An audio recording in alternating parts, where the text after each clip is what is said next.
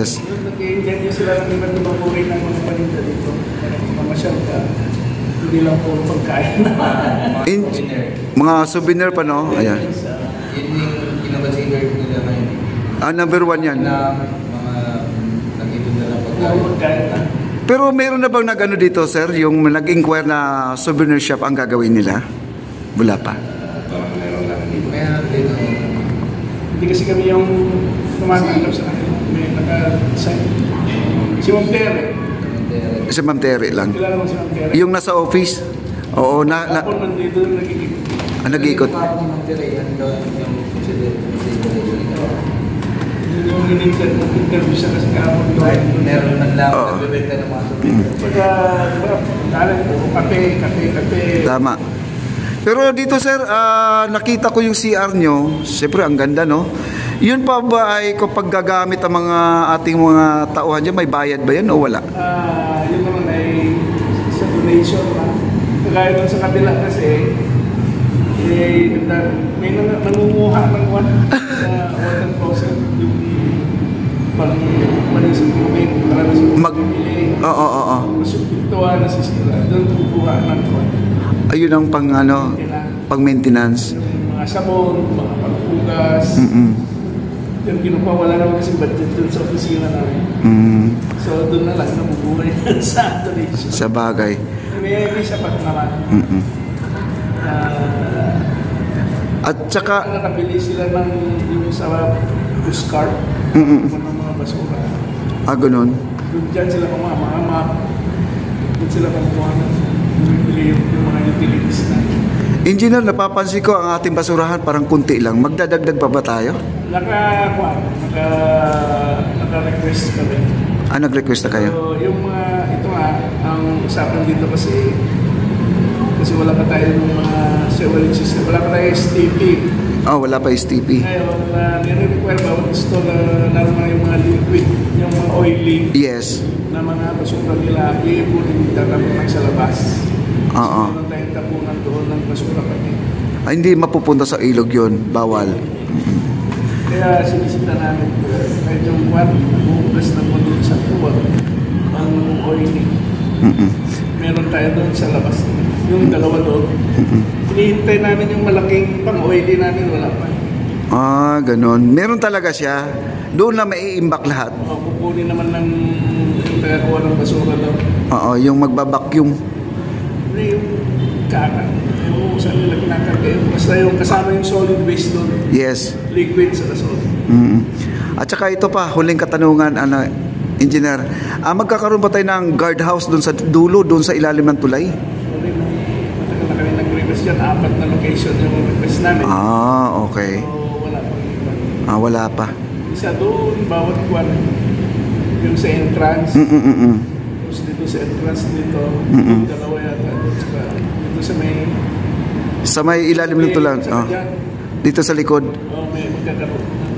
Tapos kawawa naman yung kwardiya natin. Pati dito may silong. Doon. Wala. May temporary kwan sila. Yung bahay-bahay kubo lang, no? Nag-request kami yung mga 4 yung guardhouse. Wow. Sige, antayin natin yan, engineer. Thank you, Engineer Andrew. Thank you so much. Sir. Si Iba, kilala mo na. Yes po. Si Jojo. Jojo. Yun ang mga una kong nakilala. Si Randy, si Jojo, si Sir Andrew. Ano pa pangalan niya? Andrew. Oo. Galing Japan. Galing Japan. Ay, Joke lang. kala ko international ang ating engineer, ha? Ayan. Thank you, sir. Sir Ray. Thank you, Sir Andrew. Okay guys, at narinig po natin yung mga nag-comment pala tungkol doon sa guardhouse, nag-request na pala sila ay maglalagay talaga sila ng guardhouse. Bali 4 daw yan ang kanilang outpost, no? Doon sa outpost doon sa phase 1A, meron tayo doon kailang ang kanilang ginawang outpost, yung parang bahay kubo pa yon, yung nagkaroon ng soft opening dito. Yun na po ang hindi tinanggal, yun ang pansamantalang ginawang guardhouse. Pero ngayon ay maglalagay talaga sila. Matagal na pala nila ni-request niya na sana po ay madala na dito yung guardhouse, no? Yung kanilang pagpupustingan. Kaya yon guys, napakaganda po ang ating balita na yan. At saka dito sa mga katanungan natin kanina, sana po ay mayroon kayong mga ibang comment, i-comment nyo na lang para maitanong po natin kay engineer yan, no? Yung sa wifi, di ko na rin tinanong yan kasi nasagot na kasi niya yon. Ang sabi naman kasi niya, sana po ay kung gustuhin man na magkaroon ng wifi, ay sana ay mayroong mag-sponsor o yung may mag-donate, kasi ito naman ay hindi naman kaya talaga, no? Kasi itong ating Esplanade talaga, binubuo lang muna nila, ayusin muna lahat bago sila lilipat sa another project. Mas inuuna nila yung project, no? Ang wifi medyo parang ano na lang yan, parang mga small na ano na lang yan, mga kailangan dito.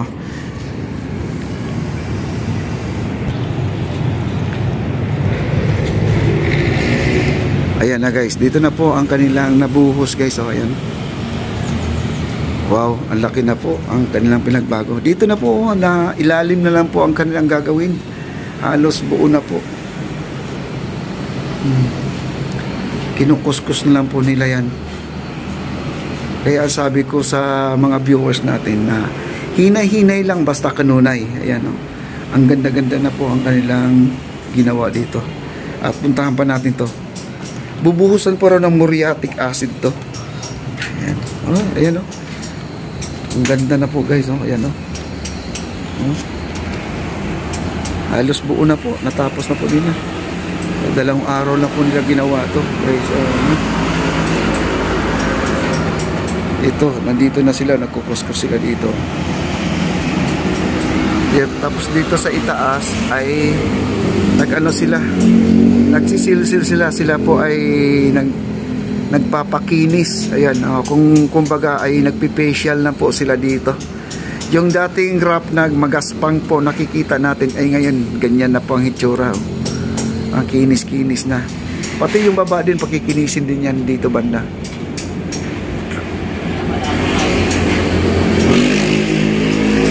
Grabe, ang ganda na talaga guys. Ayan, oh. Sa taas, oh.